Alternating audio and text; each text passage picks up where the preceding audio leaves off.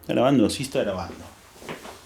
Muy buenas tardes a todos, ¿cómo están? Estamos en un nuevo episodio de RAW, podcast de la oficina RIMAX 202. Hoy tenemos a Facu Álvarez, psicólogo, emprendedor, empresario. Estamos acá hoy para desmitificar el emprendimiento.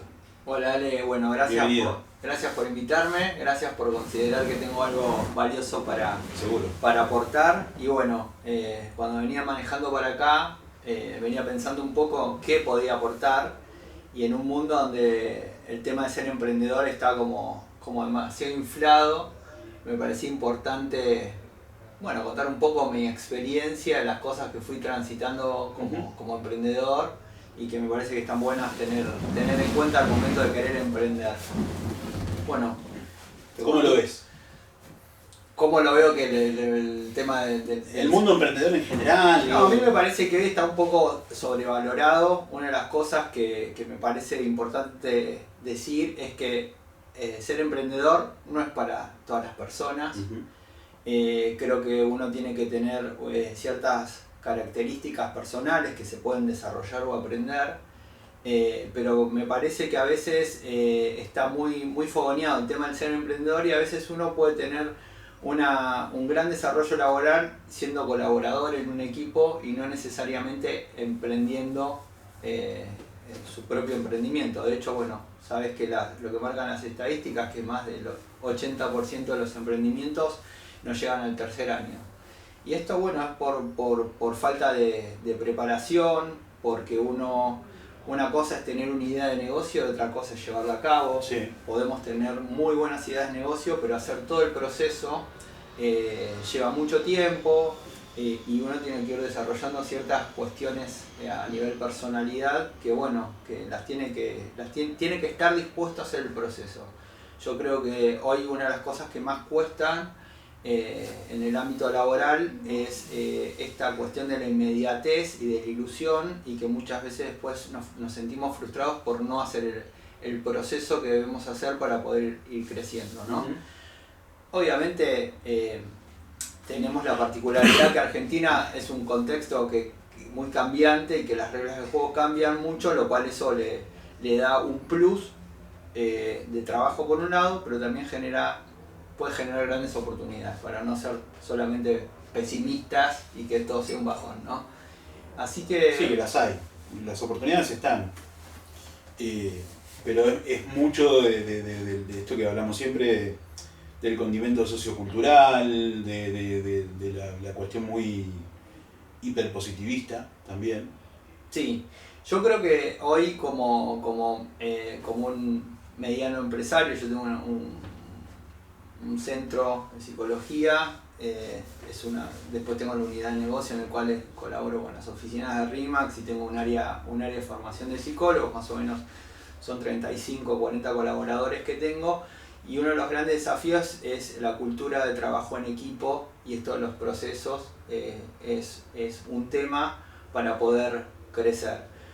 Porque el emprendedor se ubica en un segmento medio a donde no tiene ciertas cuestiones que tiene una gran empresa, ¿no? Que tiene una estructura profesionalizada, que tiene una cultura que está muy metida en los procesos. Entonces estamos en un intermedio en el cual eso muchas veces hace que haya que esforzarse mucho para poder cohesionar un equipo de trabajo, para poder generar una cultura, para poder profesionalizar los procesos.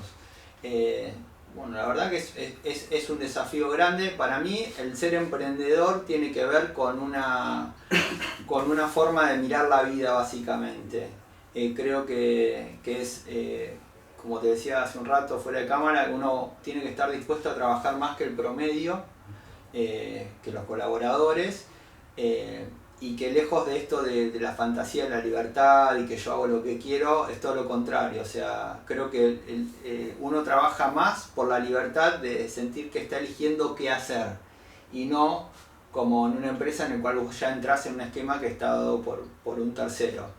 Pero vuelvo a decir, yo creo que en la cultura emprendedora se puede mejorar mucho cuando también se pueda valorizar mucho el tema del que el ser colaborador de un emprendimiento es tan valorable como el que está emprendiendo, ¿no? Porque parece que el emprendedor tiene un plus y el ser colaborador en un proyecto comercial es algo no valioso, y es sumamente valioso. De hecho, una de las dificultades que recién te nombré es justamente armar equipos de trabajo, y justamente porque no hay cultura de colaborador, ¿no? Entonces hay una cuestión que todavía tenemos que ir trabajando a nivel sociocultural para justamente encontrar buenos colaboradores que hagan un proceso para que ellos quizás el día de mañana sean emprendedores, pero tienen que hacer ese proceso, ¿entiendes? Y yo veo, tal vez un poco más en las nuevas generaciones, que el tema de hacer el proceso, la tolerancia a la frustración, la constancia, la planificación, son temas que hay que trabajar fuertemente. Así que bueno, nada, es todo un desafío, todo un desafío. Sí, es muy desafiante. Ahí hablaste un poco de varios temas que podemos entrar, que el hecho de poder hacer el proceso, el colaborador que haga el camino para ser emprendedor el día de mañana. Creo que también, lo hablamos fuera de cámara, hay un vacío de liderazgo, o hay liderazgos que le faltan muchas herramientas a desarrollar. Bien. Y sí, déjame lo último.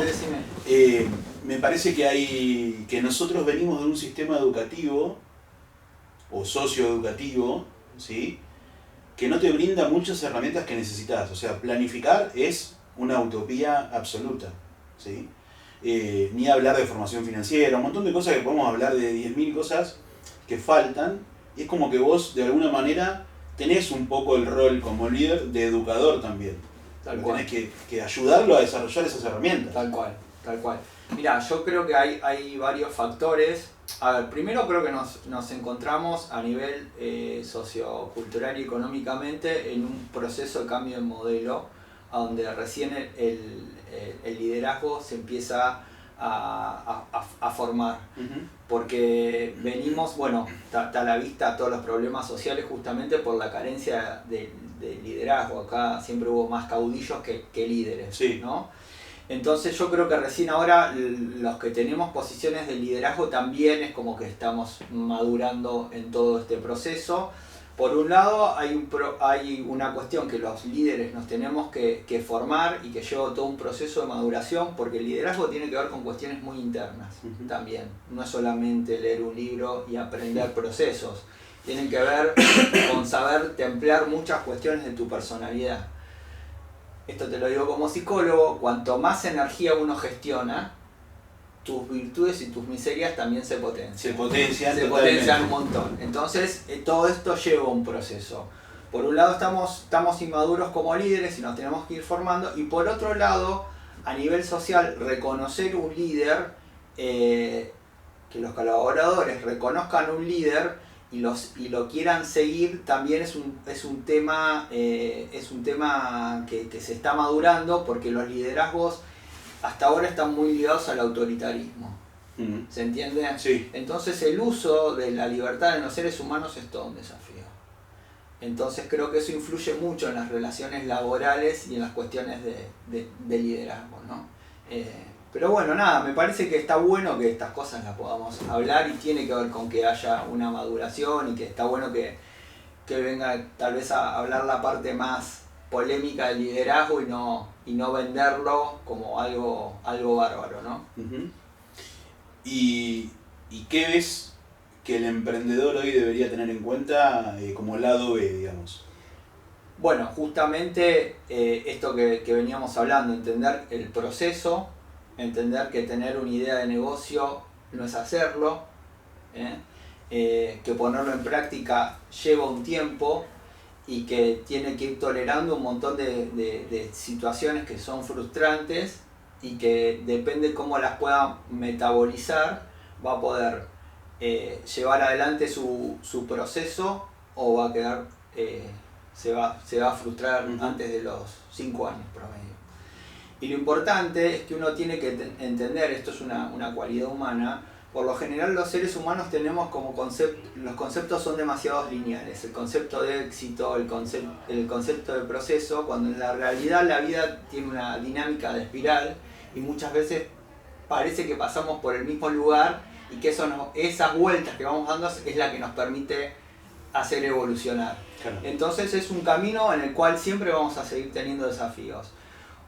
Vos como emprendedor hoy tenés unos desafíos que cuando la primera vez que vine, que estaba la oficina en obras, tenías como meta y como desafío que los albañiles terminen de hacer las cosas. El corto plazo era El corto mañana. plazo, mañana era eso. Y hoy, bueno, tenés el desafío de armar tu equipos de agente, de preparar gente, de hacer crecer tu oficina. Y el día de mañana, cuando dentro de 10 años venga acá a tener otra charla contigo y que tengas un montón de agentes, tendrás otros desafíos como abrir otra oficina de RE/MAX o apuntar a otro segmento de mercado inmobiliario, ¿se entiende? Sí. Digo, no es que el éxito tiene que tener una lógica de camino y no de meta.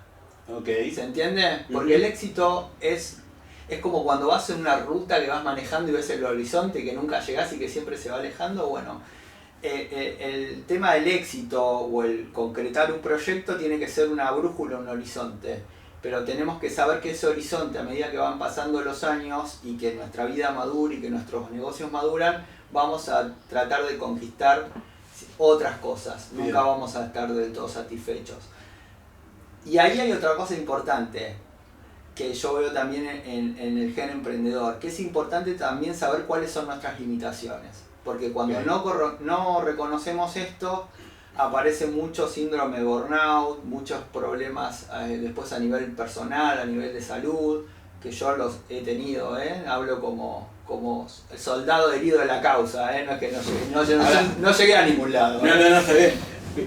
Y desde lo profesional, ¿te encontrás haciendo cosas que sabés que están mal?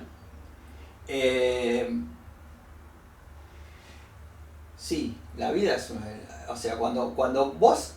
A ver, el hacer es algo muy importante en la vida, porque una cosa es acompañar, otra cosa es quedarse sentado y quejarse, y otra cosa es realmente hacer. Claro. Cuando haces, tenés un montón de matices y hay un montón de cuestiones que tienen que ver con ideas que vos tenés de cómo tienen que ser las cosas, que a veces la realidad se impone y vos tenés que ser flexible a eso. Creo que obviamente siempre están como horizonte nuestro y como guía nuestros valores, ¿no? Pero en la cuestión cotidiana puedo dar millones de ejemplos en mi cotidianidad que me encuentro haciendo cosas que yo no estoy de acuerdo con hacerlas, cosas que yo entiendo que no las tendría que hacer por tener un lugar a donde trabajan 30 personas y termino yo haciendo cosas que no las tendría que hacer, pero bueno, tiene que ver con que a veces es así, no siempre una cosa es lo que imaginamos y otra cosa Claro. es la realidad. ¿Y cómo liderás esa conversación interna del psicólogo con el emprendedor? Qué pregunta interesante. No, bueno, a ver, no sé si voy a responder tu pregunta. A mí el tema de la psicología me ayudó mucho a entender bastante los procesos de la conducta humana en relación a mí, con una posición de liderazgo, y entender bastante a los colaboradores, y fue todo un proceso muy largo, porque yo también tuve que aprender no sé si me considero líder, pero bueno, aspirar a una cuestión así. Yo vengo de una familia muy pobre, vengo de una familia que no estaba acomodada económicamente, un padre artesano que después deviene comerciante, una madre docente, y bueno, nada, no vengo de una familia con cultura de empresa, así que bueno, tuve que cometer muchísimos errores para poder algunas cosas hoy tenerlas un poco poderlas gestionar bien. Esto también me parece importante, ¿no? Entender el error como una instancia de aprendizaje y no como una instancia de frustración. Yo creo que eso es clave, es el poder, cuando uno se confunde, poder analizar la situación más allá del dolor o la calentura y poder capitalizarlo como una situación de aprendizaje. Lo que tiene complejo el tema del emprendimiento cuando vos creces es que vos trabajás mucho con el factor humano, y el factor humano es impredecible, Sí, tanto en vos como en tus colaboradores. Sí, entonces o sea, más allá que vos hagas proceso, en el día a día la cuestión personal de las personas, valga la redundancia, va a estar en juego en las relaciones laborales. Entonces es un desafío constante porque un colaborador no es igual a otro y tenés que ir ahí como adaptándote. Sí. Así que bueno, es un desafío. Volviendo, compartimos de alguna manera con algunos tintes diferentes el mismo origen, también de una familia, en esa Argentina por ahí es una clase media baja, pero de bajos recursos, donde lo importante era estudiar. Sí, escuela pública. Exacto. ¿Cómo gestionaste creencias limitantes que podía haber de tu entorno en ese caso? Digo, porque lo que lograste no es normal. No. ¿Me explico? Sí. Yo creo que, bueno, quizás voy a confesar algo muy personal, ¿no? En una entrevista. Yo creo que el tema de querer emprender y laburar tanto es salir de un esquema socioeconómico que no lo quería para mi vida. O sea, el hecho de salir de una familia de clase media baja me inspiró a querer tener una vida diferente y acceder a ciertas cuestiones que entiendo yo que hoy me dan más libertad a mis 50 años, ¿no? Porque yo, al menos en mí, el tema de emprender y crecer económicamente es con el fin de tener más libertad, no tener más bienes. Para mí, tener exceso de bienes genera menos libertad, claro. Pero bueno, esto ya es una cuestión filosófica. Sí. ¿Se entiende? Pero bueno, es como que siempre quise progresar en la vida para tener la posibilidad de elegir pequeñas cosas que no son menores, como claro. A dónde vivir, a dónde poder irme de vacaciones, qué ropa usar, a qué ámbitos acceder, ¿no? Así que bueno, eso fue para mí una inspiración. Yo, mi primer emprendimiento fue en Calafate, en el año 86, era un pueblo de solamente 1500 habitantes. Mi papá instala un comercio allá y bueno, nos empieza a ir relativamente bien económicamente y mi padre me compra un ciclomotor.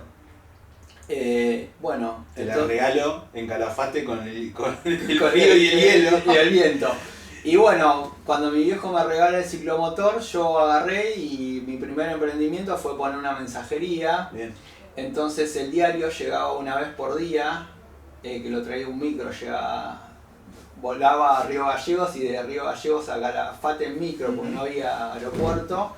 Así que bueno, yo repartía los diarios a los hoteles y bueno, y así empezó toda mi cuestión de estar interesado por hacer cosas y emprender. Pues más que nada es por hacer, ¿no? Porque sí. Emprender es eso. Sí, ¿viste? Es hacer. Es hacer, hambre y actitud. Tal cual.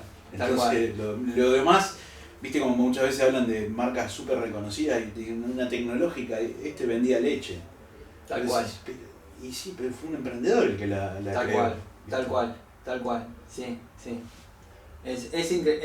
Bueno, la otra vez estaba en el evento de RIMAX, en la convención y pensaba en el tipo que creó la franquicia, ¿no? Qué increíble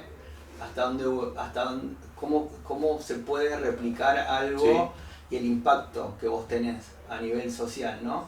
En ese aspecto yo adhiero mucho, quizás dejando la política de lado, la frase de Javier Milei de que somos benefactores sociales, ¿no? O sea, el emprendedor genera mucho impacto social porque abre la posibilidad de que muchas personas puedan transformar o tengan un medio para transformar su vida.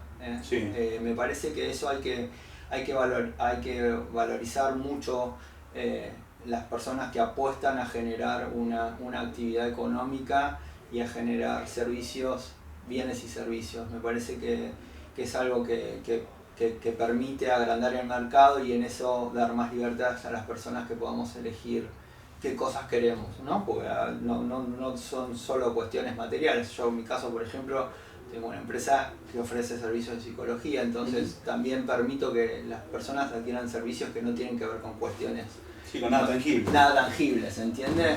Y a mí eso me parece maravilloso y me parece que las cosas que pudo generar el ser humano a través de este sistema del hacer es maravilloso. Y en una rama donde, digamos, el bienestar y el éxito de ese servicio termina siendo más subjetivo, ¿no? De qué termina recibiendo la otra persona en bienestar diario y dice, che, me hace bien la terapia, quiero seguir trabajando con esto. Sí, en realidad... ¿Por qué sí. te reís? No, que pienso que en definitiva creo que sí, que incluso cuando uno vende un bien tangible, digo, uno lo importante en esa transacción es la experiencia. Uh-huh. ¿Se entiende? Digo, lo mío es intangible, pero también el que vende una casa, andás a ver qué le representa al otro comprarla, ¿se entiende? Sí. Puede ser o una cuestión meramente económica o tiene que ver con una cuestión de estabilidad, de escalar socialmente, o tiene que ver con algo para darle mejor a la familia. Digo, sí. Eso no lo sabemos. Es importante en esto, que lo que hacemos, brindar un buen servicio para aportar a una buena experiencia a las personas, porque en realidad las personas adquirimos experiencia. El tema del bien en sí no tiene, en definitiva no dura mucho. Uh-huh. Vos te comprás un auto nuevo, lo mandás a lavar la primera semana, después andás con el auto mugriento, digo. Sí. Es la experiencia. O ya querés el nuevo que salió, ¿viste? Sí. Eso con las cosas es muy espontánea la felicidad que le da a algunas personas comprar algo y también es muy efímera. Es muy efímero. Entonces por eso digo, es mucho más difícil cuando el servicio es un intangible y donde vos realizás la experiencia y la experiencia tiene que ser de excelencia, es el objetivo más lindo, ¿no?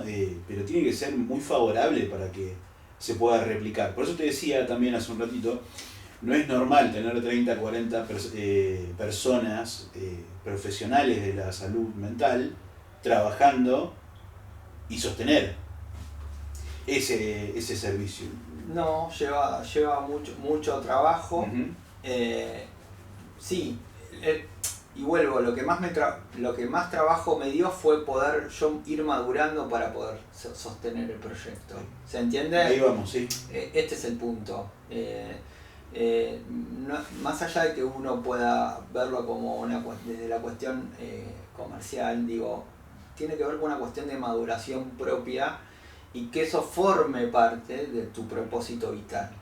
¿Se entiende? Y ahí lo conecto con algo, permitime decirlo porque por ahí sale algo interesante, con esto que decías vos, el objetivo de meta y el camino. Tal cual. Y lo difícil que es disfrutar el camino en algunos momentos. Sí, yo creo que no escapamos de la lógica, de ciertas lógicas que tiene la vida. Yo creo que hoy a mis 50 años disfruto mucho más la vida que cuando tenía 25. Uh-huh. Hoy cambio mi salud por sabiduría. Claro. Yo creo que en la cuestión del emprender también creo que llegás en un punto donde vos madurás y empezás a disfrutar mucho más de tu trabajo y no estás tan pendiente de cuánto haces de caja, ¿se entiende? O sea, porque integrás tu proyecto económico a tu cuestión vital.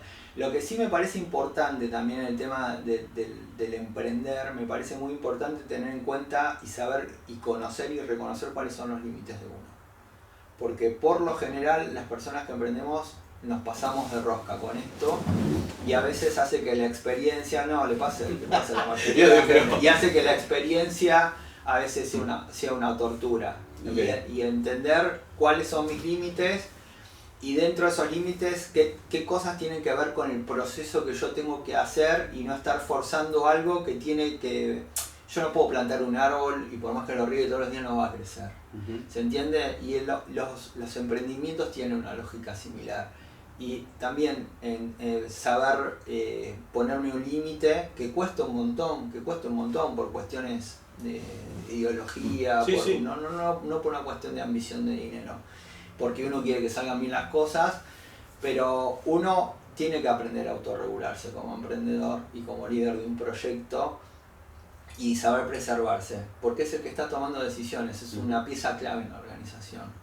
Entonces uno tiene que tener eso del autocuidado, que es algo que recién, es algo que se habla poco, ¿se entiende? Sí, porque por lo general creemos que los líderes tenemos que dar el ejemplo que todo lo podemos y que tenemos que hacer todo, y que no, me parece que no va por ahí, porque eso genera también una distorsión en tus colaboradores acerca de qué te pueden demandar a vos. ¿Entendés? Está bueno saber que uno tiene límites y saber gestionarlos. El capítulo anterior es con Martincito Cresimón. Sí. ¿Viste? Hermoso capítulo.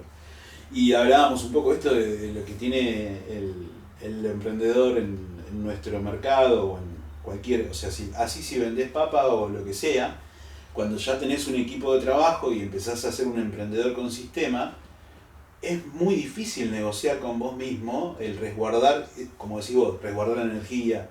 O sea, decir, che, bueno, hoy voy a cortar porque me voy a jugar al pádel o voy a buscar a mi hija para merendar con ella o X cosa que a vos te energiza y te hace estar, sin dudas, mejor también para el negocio, ¿no?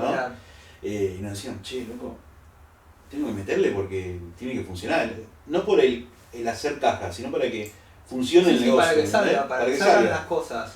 Y eso es muy difícil. Y vos recién hablabas particularmente de encontrar las limitaciones, ¿no? Sí, de saber cuál es el límite. Y amplíame. No, bueno, eso es... No hay una receta. Okay. Lo que sí te puedo decir por experiencia propia es que cuando vos no encontrás eso, el mismo sistema te impone el límite. Okay. En mi caso fue en el año 2015, tenía una CB isquémico, en cierta forma por un tema de salud que ya era congénito, pero que se puso mucho más exponencial con el tema de la carga de estrés que tenía. Aprendí a medias, tengo que reconocerlo, pues habitualmente a veces sigo con cargas de estrés, pero digo, bueno, si no te regulás vos, el sistema te regula. O sea, hay ciertas cuestiones de la vida que no somos Superman. Encontrás la pared seguro. Seguro, te la pones en la pera, si no parás a tiempo. Así que bueno, nada, es importante esto, ¿no? Porque digo, es importante también poder disfrutar de lo que hacemos, porque lo que hacemos en algún momento también va a morir. Nosotros morimos y algún día mi centro va a dejar de existir y es algo en el tiempo. Entonces entender la finitud de las cosas no nos tienen que desanimar, sino justamente saberlas disfrutar mucho más. Esto también, como dijiste vos, voy a confesar algo. Yo en este tiempo, estos últimos 2 años, vengo pensando mucho en la finitud de las cosas, ¿viste? Ser padre me llevó también a eso y estoy un poco en ese... en la trascendencia o no, que le dejas a tu hija, no material, sino en calidad de vida, en experiencias. Y vengo pensando mucho en, tengo que disfrutar más del camino, ¿no? Que es algo que uno lo aprende con el tiempo. Tal cual, sí. Disfrutar más del camino y dejar un poco al lado la cultura que tenemos, pues es una cuestión cultural, claramente, de la queja y el pesimismo. Es parte de nuestro folclore, ¿no?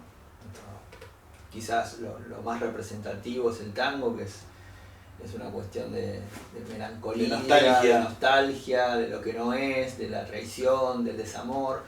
Digo, me parece que en ese aspecto tenemos que cambiar un poco la cultura de la desesperanza, de la queja y volvernos más optimistas. No digo ser negadores, pero poder encontrarle el sentido positivo de las cosas, porque de última la realidad es una construcción.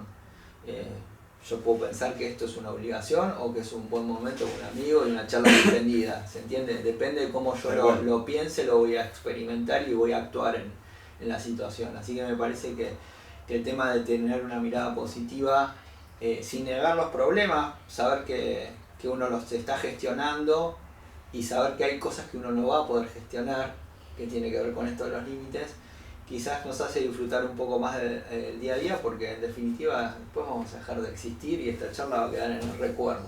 ¿Se entiende? Recién hablabas de los negadores y de la negación y a veces yo conozco personas que tienen ese perfil y los miro y digo, che, qué linda inimputabilidad que tiene. Bueno, en eso hay una cuestión bastante paradojal. Yo creo que la ignorancia, no lo digo de manera despectiva, ¿no? Creo que la ignorancia a veces te ahorra cierto sufrimiento porque es el no conocer. Claro. Pero perdés posibilidad tenés menos libertades. Claro. ¿Se entiende? Sí. Y no tenés la posibilidad de escalar a una cuestión un poco más, una mirada más macro de la vida, ¿se entiende? Pero sí, a veces cuando vos ignorás un problema, no lo registrás y no sufrís porque claro, no está fuera de tu radar. No resta, ¿viste? No. Está fuera de tu radar. Pero bueno, creo que el desafío es ser consciente de esto, de ser consciente de las limitaciones y no estar o negando o ignorando. ¿Se entiende? Porque cuando vos ignorás o desconocés, no tenés la posibilidad de gestionar. Y eso en algún punto también genera su nivel de sufrimiento. Y eso cuando vos ignorás o desconocés un tema, sí. ¿Cómo lo podemos conectar con el hecho de la zona de confort? Porque me dijiste eso y lo asocié rápidamente, porque a veces vos ignorás o desconocés algo, ves la puntita de un tema, ¿viste? O ves un atisbo de luz de algo. Bien. Y salís de tu zona de confort para aprender eso y duele esa salida, pero es necesario. Bien, yo ahora adhiero a un concepto, la psicología va evolucionando las teorías y antes el tema de estar en la zona de confort estaba mal visto. Ahora hay un concepto nuevo, te lo digo de manera más llana, que no se trata de salir de la zona de confort sino agrandarla. Digo, ¿por qué tenemos que salir de un lugar que no se es cómodo? Que uno está bien. ¿Se entiende? Digo, el desafío es, estando bien, poder ampliar nuestra zona de confort, de influencia en la vida, ¿se entiende? Y no tener que salir a un medio a donde quizás es hostil o desconocemos mucho. Sí, o una intemperie, digamos. Tal cual, digo, porque eso es adherir un poco a esta cuestión, quizás de medio en las ideas del judeocristianas del sufrimiento como medio para el crecimiento, ¿se entiende? Sí. Digo, cortemos un poco con esto, porque puedo ampliar mi ámbito de influencia, de hacer, de accionar, de cambiar, de transformar, sin tener que estar en intemperie con 50 grados bajo cero para descubrir algo, ¿se entiende? Me parece que este es el desafío, es poder crecer sin necesariamente creer que el camino o una cuestión de martirio es el camino para poder realizarse. Bien, sería crecer con incomodidad pero no con sufrimiento. Tal cual. Yo creo que sí, obviamente siempre una situación nueva nos va a incomodar porque nos hace cambiar estructuras nuestras, en lo afectivo, en lo cognitivo, en lo psicológico, en lo social. Eso va a generar una incomodidad, pero justamente tiene que ser visto de una manera potencial, de una manera positiva y potencial y no como una cuestión de martirio. Porque eso, cuando vos crees, te apropias de esas ideas, la verdad que la pasás mal, porque crees que tu realidad es eso. Sí, es así. Y en esto de la incomodidad, recién fuera de cámara me hablabas mucho de, vamos a contar lo que el emprendedor sí tiene que hacer y no desconocer, ¿no? Tal cual. O sea, vamos a desmistificar todo esto. Y hablaste en un momento de formación. Sí, yo creo que te tenés que formar para llevar adelante un emprendimiento, sea cual fuere. Tenés que saber lo que es planificar, tenés que saber lo que es una estructura de costo, tenés que saber cómo es manejar colaboradores, tenés que saber cómo son los procesos comerciales. Me parece que el formarse es parte del proceso de emprender, ¿no? Entonces, entre otras cosas, me parece esto, de poder planificar tu negocio, de poder entender qué etapas vas a tener, cuáles son los costos, y por sobre todo saber la constancia que vas a tener que tener aún cuando haya malos momentos, ¿se entiende? Porque por lo general el problema aparece cuando se confunde la realidad con la ilusión o con el deseo, que es algo que tenemos todos los humanos. ¿Se entiende? Es muy humano. Sí. Lo que pasa que en el tema del hacer en las cuestiones económicas,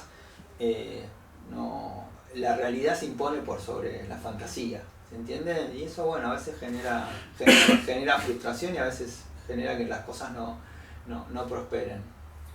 Muchas veces yo hablo con el equipo, más esta semana que estoy en inducción hablando, doy muchos ejemplos con respecto, y yo trato de ser muy gráfico siempre, ¿viste?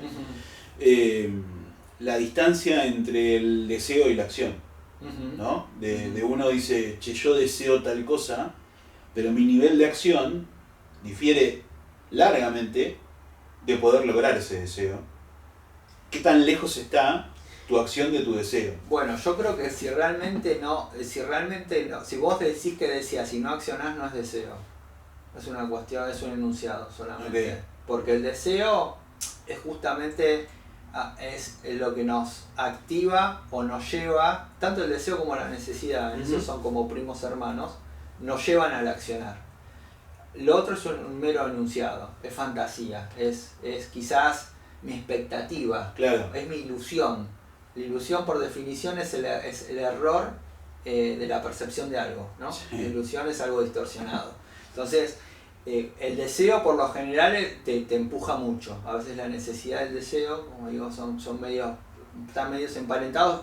Cuando son realmente intensos, nos llevan a transformar, a transformar realidades, ¿no?